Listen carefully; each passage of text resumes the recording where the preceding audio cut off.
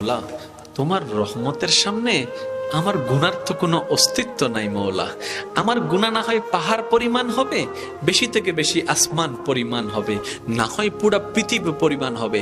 তোমার রহমত তো অগণিত, তোমার রহমত তো অসীম, তোমার রহমত তো আনলিমিটেড।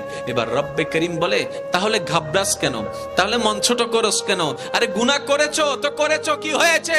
একবার তো তওবার মাধ্যমে আমি রবের দরবারে ফিরে আই। মৌলা, ফিরে আসতে পারবো তো? দরজা কি খোলা আছে? রব্বে করিম বলে, মরণের আগ পর্যন্ত, কিয়ামতের আগ পর্যন্ত, সূর্য পশ্চিম আকাশে ওঠার আগ পর্যন্ত দরজা খোলা আছে, দরজা খোলা আছে, দরজা খোলা আছে। এবার বান্দা বলে, মৌলা 24টা ঘন্টার কোন টাইমে আসলে সেই দরজা খোলা পাবো?